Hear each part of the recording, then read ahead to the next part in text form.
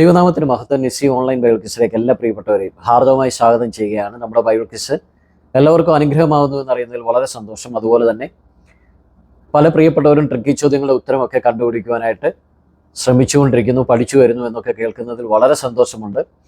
ആദ്യം തന്നെ എൻ്റെ ഭാഗത്തു നിന്ന് വന്ന ഒരു മിസ്റ്റേക്കിന് ക്ഷമാപണം പറയുകയാണ്. എല്ലാവരോടും ദൈവനാമത്തിൽ ക്ഷമ ചോദിക്കുകയാണ്. കാര്യം, കഴിഞ്ഞ പ്രാവശ്യത്തെ നമ്മുടെ വിജയികളെ പ്രഖ്യാപിച്ചപ്പോൾ അതിനകത്ത് ചെറിയൊരു പിഴവ് വന്നു. അത് ചൂണ്ടിക്കാണിച്ചത് ബ്രദർ ജോർജ് എന്ന് പറയുന്ന ഒരു അച്ഛനാണ്. ആ പ്രിയ അച്ഛനെ ദൈവം ധാരാളമായിട്ട് അനുഗ്രഹിക്കട്ടെ എന്ന് പ്രാർത്ഥിക്കുന്നു. അങ്ങനെ എന്തെങ്കിലും തെറ്റ് വന്നാൽ തീർച്ചയായിട്ടും നിങ്ങളത് ചൂണ്ടിക്കാണെങ്കിലും അത് തിരുത്തി തന്നെ നമുക്ക് മുന്നോട്ട് പോവാം. ദൈവവചനത്തിൽ ആരും പൂർണ്ണരല്ല. അതുപോലെ തന്നെ നമ്മുടെ മൂന്നാമത്തെ ചോദ്യം, ദൈവം ആരാണ് എന്നുള്ള ചോദ്യത്തിൽ അതിന് എസ്രയുടെ പുസ്തകം 1-ാം അധ്യായം 3-ാം വാക്യത്തെയും എസ്രയുടെ പുസ്തകം 6-ാം അധ്യായം 22-ാം വാക്യത്തെയും ആസ്പദമാക്കി പല പ്രിയപ്പെട്ടവർ ഉത്തരം അയക്കുകയുണ്ടായി. അപ്പോൾ തന്നെ ബിനി മനോജ് എന്ന് പറയുന്ന ഒരു സിസ്റ്റർ വന്ന് അതും തിരുത്തുകയുണ്ടായി. ആ ഉത്തരവും ഇതിന് നമ്മുടെ ചോദ്യത്തിന് സമാനമായി വരും എന്ന് പറയുകയുണ്ടായി. ഞാൻ നോക്കിയപ്പോൾ ശരിയാണ്. തീർച്ചയായിട്ടും ആ ഉത്തരവ് ഇതിന് യോജിക്കുന്ന ഒരു ഉത്തരമാണ്. അതുകൊണ്ട് ആ ഉത്തരം അയച്ചവരെ കൂടി നമ്മൾ വിജയികളായിട്ട് ഉൾപ്പെടുത്തുന്നുണ്ട്. അപ്പോൾ ആ തെറ്റ് ചൂണ്ടിക്കാണിച്ച പ്രിയ ബിനി സിസ്റ്ററെയും ദൈവം ധാരാളമായിട്ട് അനുഗ്രഹിക്കട്ടെ. അങ്ങനെ നമുക്ക് ഒരുമിച്ച് ദൈവവചനം പഠിക്കുവാനായിട്ട് ദൈവം സഹായിക്കട്ടെ എന്ന് പ്രാർത്ഥിക്കുന്നു. എൻ്റെ ഭാഗത്തുനിന്ന് വരുന്ന തെറ്റുകൾ ഏതു സമയത്തും നിങ്ങൾക്ക് ചൂണ്ടിക്കാണിക്കാം. കഴിഞ്ഞ പ്രാവശ്യം നമ്മുടെ ബൈബിൾ ക്വിസ് വാട്സപ്പിലായിരുന്നു ഉത്തരം അയച്ചതുകൊണ്ട് മിക്കവാറും എല്ലാവരുടെയും കയ്യിൽ എൻ്റെ വാട്സപ്പ് നമ്പർ ഉണ്ടെന്ന് കരുതുന്നു. എന്തെങ്കിലും തെറ്റുണ്ടെങ്കിൽ തീർച്ചയായിട്ടും നിങ്ങൾക്കത് ചൂണ്ടിക്കാണിക്കാവുന്നതാണ്. അപ്പോൾ നമ്മുടെ പുതിയ വിജയികൾ, അതായത് കഴിഞ്ഞ പ്രാവശ്യത്തെ എസ്രയുടെ പുസ്തകത്തിൽ നിന്നുള്ള വിജയികളുടെ പുതിയ ലിസ്റ്റ് നമുക്കൊന്ന് നോക്കാം. ആരൊക്കെയാണെന്ന് നോക്കാം. നമ്മുടെ ആദ്യത്തെ വിജയി സിസ്റ്റർ സിസിലി മാത്യു, രണ്ടാമത്തെ വിജയി സിസ്റ്റർ ഷീബ ജസ്റ്റിൻ, മൂന്നാമത്തെ വിജയി സിസ്റ്റർ പ്രേംകുമാരി ആർ, നാലാമത്തെ വിജയി സിസ്റ്റർ സജിത സുരേഷ്, അഞ്ചാമത്തെ വിജയി സിസ്റ്റർ ബ്ലെസ്സി ഓവേദ്, ആറാമത്തെ വിജയി സിസ്റ്റർ സൂസൻ ജെയിംസ്, ഏഴാമത്തെ വിജയി സിസ്റ്റർ ശോഭ, എട്ടാമത്തെ വിജയി സിസ്റ്റർ സൂസി ജോസ്, ഒൻപതാമത്തെ വിജയി സിസ്റ്റർ സാലി ജോസഫ്, പത്താമത്തെ വിജയി സിസ്റ്റർ ബീന കെസാം. ഇതിനു മുൻപ് വിജയികളായി പ്രഖ്യാപിച്ചിരുന്ന രണ്ടുപേർ ഇതിൽ നിന്ന് ഒഴിവായിട്ടുണ്ട്. നിങ്ങൾ വിഷമിക്കേണ്ട കാര്യമില്ല. നിങ്ങളും കഴിഞ്ഞ പ്രാവശ്യത്തെ വിജയികളാണ്. അതുകൊണ്ട് കഴിഞ്ഞ പ്രാവശ്യത്തെ നമ്മുടെ വിജയികൾ 12 പേരാണ്. ആ 2 പേരുടെ പേര് നമ്മൾ പറഞ്ഞതുകൊണ്ട് അവരെ ഒഴിവാക്കുന്നില്ല. തീർച്ചയായിട്ടും അവരെ കൂടി ഉൾപ്പെടുത്തിക്കൊണ്ടാണ് എസ്രയുടെ പുസ്തകത്തിൽ നിന്നുള്ള വിജയികളെ കണ്ടെത്തിയിരിക്കുന്നത്. വേഗത്തിൽ തന്നെ നമുക്ക് നെഹമ്യാവിൻ്റെ പുസ്തകത്തിലെ ചോദ്യങ്ങളും ഉത്തരങ്ങളും എന്താണെന്ന് നോക്കാം. കൽപ്പനയും നിയമവും ഉണ്ടായിരുന്നത് ആർക്കാണ്? ഉത്തരം ഇതാണ്, സംഗീതക്കാർക്ക്. നെഹമ്യാവിൻ്റെ പുസ്തകം 11-ാം അധ്യായം 23-ാം വാക്യം. രണ്ടാമത്തെ ചോദ്യം ഇതായിരുന്നു, ഉറക്കെ നിലവിളിച്ചവർ ആരാണ്? ഉത്തരം, ലേവ്യരിൽ യേശുവ, ബാനി, കദ്മിയേൽ, ശെഖന്യാവ്, ബുണ്ണി, ഹൊരബ്യാവ്, ബാനി, കെനാനി എന്നിവരാണ് ഉറക്കെ നിലവിളിച്ചത്. നെഹമ്യാവിൻ്റെ പുസ്തകം 9-ാം അധ്യായം 4-ാം വാക്യം. നമ്മുടെ മൂന്നാമത്തെ ചോദ്യം ഇതായിരുന്നു, ഈ പുസ്തകത്തിൽ ആഹാരത്തിന് പകരം പറയുന്ന 2 അക്ഷരമുള്ള ഒരു വാക്ക് ഏതാണ്? ഇതിൻ്റെ ഉത്തരം ഇതാണ്, നെഹമ്യാവിൻ്റെ പുസ്തകം 9-ാം അധ്യായം 20-ാം വാക്യം. അവരെ ഉപദേശിക്കേണ്ടതിന് നീ നിന്റെ നല്ല ആത്മാവിനെ കൊടുത്തു, അവരുടെ കൊറ്റിന് മുട്ടുവരാതെ. അതിൻ്റെ ഉത്തരം വരുന്നത് കൊറ്റാണ്. കൊറ്റെന്ന് പറഞ്ഞാൽ ആഹാരം എന്നാണ് അതിൻ്റെ അർത്ഥം. നാലാമത്തെ ചോദ്യം, ദേശാധിപതി ഭണ്ഡാരത്തിലേക്ക് കൊടുത്തത് എന്താണ്? ഉത്തരം, നെഹമ്യാവിൻ്റെ പുസ്തകം 7-ാം അധ്യായം 70-ാം വാക്യം നാം ഇങ്ങനെ വായിക്കുന്നു, ദേശാധിപതി 1000 തങ്കക്കാശും 50 കിണ്ണങ്ങളും 530 പുരോഹിത വസ്ത്രവും ഭണ്ഡാരത്തിലേക്ക് കൊടുത്തു. അഞ്ചാമത്തെ ചോദ്യം ഇതാണ്, മതിൽ എത്ര ദിവസം പണിതു, ഏത് മാസം പണി കഴിഞ്ഞു? ഉത്തരം ഇതാണ്, നെഹമ്യാവിൻ്റെ പുസ്തകം 6-ാം അധ്യായം 15-ാം വാക്യം. മതിൽ 52 ദിവസം പണിതു, ഏലൂൽ മാസം 25-ാം തീയതി തീർത്തു.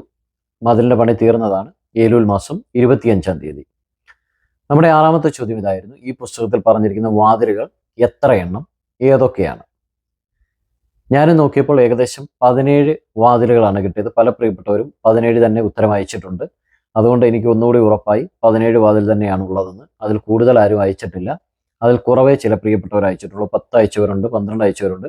അപ്പം നമുക്ക് നേരെ ആ വാതിലുകൾ ഏതൊക്കെയാണെന്ന് നോക്കാം. ആദ്യത്തെ വാതിൽ കോട്ടവാതിൽ, 2-ാം അധ്യായം 8-ാം വാക്യം. രണ്ടാമത്തെ വാതിൽ ആട്ടിൻ വാതിൽ, 3-ാം അധ്യായം 1-ാം വാക്യം. മൂന്നാമത്തെ വാതിൽ മീൻ വാതിൽ, 3-ാം അധ്യായം 3-ാം വാക്യം. നാലാമത്തെ വാതിൽ പഴയ വാതിൽ, 3-ാം അധ്യായം 6-ാം വാക്യം. 5 താഴ്വര വാതിൽ, 2-ന്റെ 13. 6 കുപ്പവാതിൽ, 2-13. 7 ഉറവുവാതിൽ 2-14. 8 നീർവാതിൽ 3-26. 9 കുതിരവാതിൽ 3-28. 10 കിഴക്കേ വാതിൽ 3-26. 11 എല്യാശീബിൻ്റെ വീട്ടുവാതിൽ 3-20. 12 ഹമ്മീദാദ് വാതിൽ 3-31. 13 ആട്ടുവാതിൽ 3-32.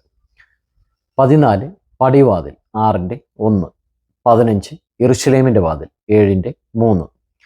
16 എഫ്രൈം വാതിൽ 8-16. 17 കാരാഗ്രഹവാതിൽ 12-39. ഇത്രയുമാണ് നമ്മുടെ കഴിഞ്ഞ ദിവസത്തെ ശരിയുത്തരം. ഇനി നമ്മുടെ ഈ ചോദ്യങ്ങൾക്ക് ആദ്യം ശരിയുത്തരം അയച്ച 10 പേർ ആരൊക്കെയാണെന്ന് നോക്കാം.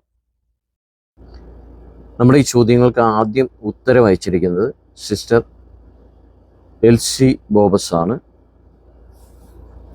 ആദ്യം ശരിയുത്തരം അയച്ചിരിക്കുന്നത് ആരാണെന്ന് നോക്കാം.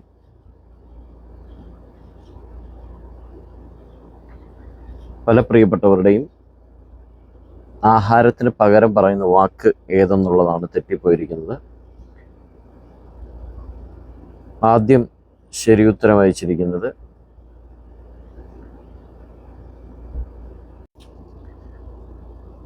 സിസ്റ്റർ ബ്ലസ്സി ഓവേദ്. രണ്ടാമതായി ശരിയുത്തരം അയച്ചിരിക്കുന്നത് ആരാണെന്ന് നോക്കാം.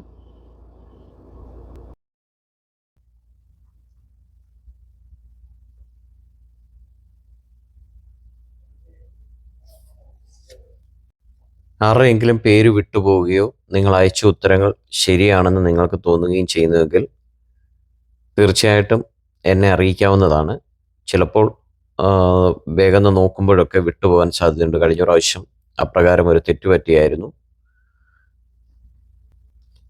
അതുകൊണ്ട് നിങ്ങളുടെ ഉത്തരം നിങ്ങൾ കൂടി ഒന്ന് നോക്കുക. അയച്ച ഉത്തരവും ഞാൻ പറഞ്ഞ ഉത്തരവും എല്ലാം ശരിയാണെങ്കിൽ, ഒരുപോലെയാണെന്നുണ്ടെങ്കിൽ ആ പേര് ഇവിടെ പ്രസ്താവിച്ചിട്ടില്ല എങ്കിലും നിങ്ങൾക്ക് തീർച്ചയായിട്ടും കോൺടാക്റ്റ് ചെയ്യാവുന്നതാണ്.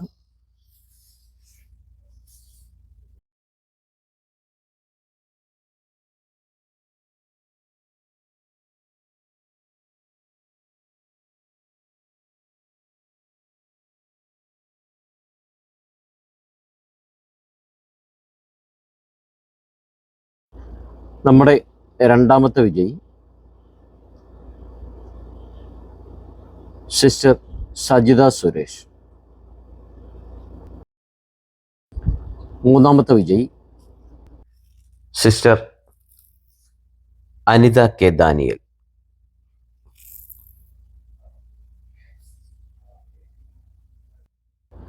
നാലാമത്തെ വിജയി ആരാണെന്ന് നോക്കാം.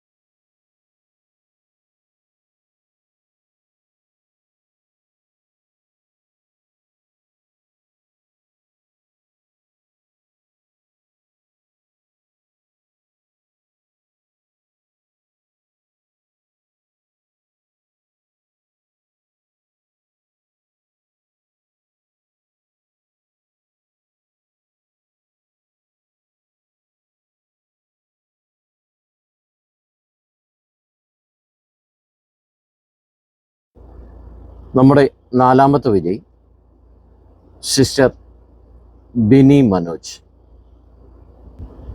നെഹമ്യാവിൻ്റെ പുസ്തകത്തിൽ നിന്ന് നടത്തിയ ബൈബിൾ ക്വിസിൽ വിജയികളായവർ ഇത്രയും പേരാണ്. 4 പേർ മാത്രമാണ് വിജയികളായിരിക്കുന്നത്. പല പ്രിയപ്പെട്ടവർക്കും ആഹാരത്തിന് പകരം പറയുന്ന വാക്കാണ് വിട്ടുപോയത്. പലരും ധാന്യമെന്നും അപ്പമെന്നും മന്ന എന്നും ഒക്കെ എഴുതിയിട്ടുണ്ട്. ഇതൊക്കെ നമുക്കറിയാവുന്ന വാക്കാണ് ആഹാരത്തിന് പകരം.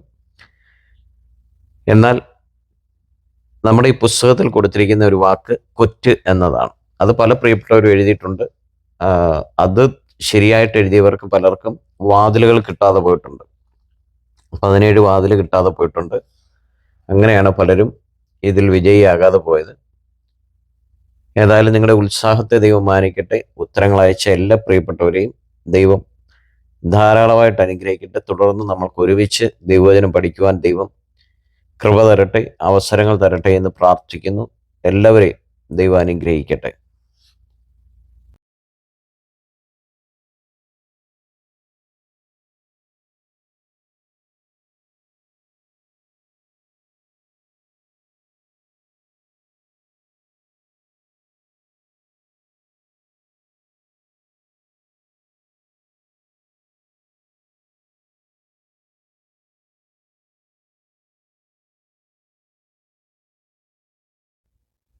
നമ്മുടെ വിജയികളെ എല്ലാവരും കണ്ടല്ലോ. വിജയികൾക്ക് അഭിനന്ദനങ്ങൾ. ദൈവവചനം പഠിക്കുവാൻ പിന്നെയും നമുക്ക് ഒരുമിച്ച് ദൈവം കൃപ തരട്ടെ എന്ന് പ്രാർത്ഥിക്കുകയാണ്. നമ്മുടെ ഇന്നത്തെ ചോദ്യങ്ങളിലേക്ക് പോകാം. നമുക്കറിയാം എസ്തേറിന്റെ പുസ്തകത്തിൽ നിന്നാണ് ഇന്നത്തെ ചോദ്യങ്ങൾ. വളരെ കുറച്ച് അധ്യായങ്ങൾ മാത്രമേ എസ്തേറിന്റെ പുസ്തകത്തിലുള്ളൂ. അപ്പോൾ ചോദ്യങ്ങൾ തയ്യാറാക്കുവാനായിട്ടായിരുന്നു ബുദ്ധിമുട്ടിയത്. എന്നാൽ നിങ്ങൾക്ക് ഉത്തരങ്ങൾ കണ്ടെത്തുവാനായിട്ട് വളരെ ഈസി ആയിരിക്കും. അപ്പോൾ നമുക്ക് നേരെ ചോദ്യങ്ങളിലേക്ക് പോകാം. ആദ്യത്തെ ചോദ്യം ഇതാണ്: മറച്ചുവെച്ചത് ആരാണ്? എന്താണ് മറച്ചുവെച്ചത്? ചോദ്യം ഒരിക്കൽ കൂടി: മറച്ചുവെച്ചത് ആരാണ്? എന്താണ് മറച്ചുവെച്ചത്? രണ്ടാമത്തെ ചോദ്യം: മതിലില്ലാത്ത പട്ടണങ്ങളിൽ പാർത്തവർ ആരാണ്? ചോദ്യം ഒരിക്കൽ കൂടി: മതിലില്ലാത്ത പട്ടണങ്ങളിൽ പാർത്തവർ ആരാണ്? മൂന്നാമത്തെ ചോദ്യം: കരം കൽപ്പിച്ചത് ആരാണ്? ആർക്കാണ്? ചോദ്യം ഒരിക്കൽ കൂടി: കരം കൽപ്പിച്ചത് ആരാണ്? ആർക്കാണ് കരം കൽപ്പിച്ചത്? നാലാമത്തെ ചോദ്യം: കൈ നീട്ടാഞ്ഞത് എന്തിനാണ്? നാലാമത്തെ ചോദ്യം ഒരിക്കൽ കൂടി: കൈ നീട്ടാഞ്ഞത് എന്തിനാണ്? അഞ്ചാമത്തെ ചോദ്യം ഇതാണ്: എസ്തേർ രാജ്ഞി രാജാവിനെയും ഹാമാനെയും വിരുന്നിന് ക്ഷണിച്ചത് എന്തിനാണ്? ചോദ്യം ഒരിക്കൽ കൂടി: എസ്തേർ രാജ്ഞി രാജാവിനെയും ഹാമാനെയും വിരുന്നിന് ക്ഷണിച്ചത് എന്തിനാണ്? ഇതിന് ഉത്തരം അയക്കുമ്പോൾ ആ പുസ്തകത്തിലെ ചില വാക്യങ്ങൾ കോപ്പി പേസ്റ്റ് ചെയ്ത് അയച്ചാൽ അതിന് മാർക്ക് ലഭിക്കുകയില്ല. ഇതിൻ്റെ കാരണം, ആ കാരണം മാത്രം നിങ്ങൾ എഴുതിയാൽ മതിയാവും. റെഫറൻസ് നിങ്ങൾക്ക് 2-3 വാക്യങ്ങൾ എഴുതിയാലും കുഴപ്പമില്ല. അതിൻ്റെ കാരണം എന്താണെന്ന് വ്യക്തമായിട്ട് എഴുതണം. അല്ലാതെ ചില വാക്യങ്ങൾ മാത്രം കോപ്പി പേസ്റ്റ് ചെയ്താൽ അതിന് മാർക്ക് ലഭിക്കുകയില്ല. നമ്മുടെ ആറാമത്തെ ചോദ്യം ഇതാണ്: ബൈബിളിൽ ഉടനീളം കാണുവാൻ സാധിക്കുന്ന ഒരു മൃഗത്തിന് ഈ പുസ്തകത്തിൽ മറ്റൊരു പേരാണ് പറഞ്ഞിരിക്കുന്നത്. അത് എന്താണ്? ചോദ്യം ഒരിക്കൽ കൂടി: ബൈബിളിൽ ഉടനീളം കാണുവാൻ സാധിക്കുന്ന ഒരു മൃഗത്തിന് ഈ പുസ്തകത്തിൽ മറ്റൊരു പേരാണ് പറഞ്ഞിരിക്കുന്നത്. അത് എന്താണ്? ഏഴാമത്തെ ചോദ്യം ലാസ്റ്റ് ചോദ്യമാണ്: കേരളത്തിലെ ഒരു സ്ഥലപ്പേരും ഒരു വാഹനവും ചേർന്ന് വരുന്ന ഒറ്റപ്പദം ഏതാണ്? ചോദ്യം ഒരിക്കൽ കൂടി: കേരളത്തിലെ ഒരു സ്ഥലപ്പേരും ഒരു വാഹനവും ചേർന്ന് വരുന്ന ഒറ്റപ്പദം ഏതാണ്? ഇത്രയുമാണ് നമ്മുടെ ചോദ്യങ്ങൾ. ഒരു ആൻറ്റി ഒരു കമൻറ്റ് ചെയ്തിട്ടുണ്ടായിരുന്നു, ട്രിക്കി ചോദ്യങ്ങളൊക്കെ പഠിച്ചു വരുന്നു എന്ന്. അപ്പോൾ ഈ ഏഴാമത്തെ ചോദ്യം ഒന്ന് ചിന്തിച്ചു കഴിഞ്ഞാൽ നിങ്ങൾക്ക് ഉത്തരം കണ്ടെത്താവുന്നതേ ഉള്ളൂ. കുറച്ച് അധ്യായങ്ങളേ ഉള്ളൂ. വേഗത്തിൽ തന്നെ ഉത്തരങ്ങൾ കണ്ടെത്താം. വേഗം ഉത്തരം അയക്കാൻ എല്ലാവരെയും ദൈവം സഹായിക്കട്ടെ. നിങ്ങൾ ആദ്യമായിട്ടാണ് ഈ ചാനൽ കാണുന്നതെങ്കിൽ സബ്സ്ക്രൈബ് ചെയ്യാൻ മറക്കരുത്. അതുപോലെ തന്നെ നിങ്ങളുടെ പ്രിയപ്പെട്ടവർക്ക് ഈ ചാനലൊന്ന് പരിചയപ്പെടുത്തി കൊടുക്കുവാനും മറക്കരുത്. എല്ലാ പ്രിയപ്പെട്ടവരെയും ദൈവം അനുഗ്രഹിക്കുമാറാകട്ടെ.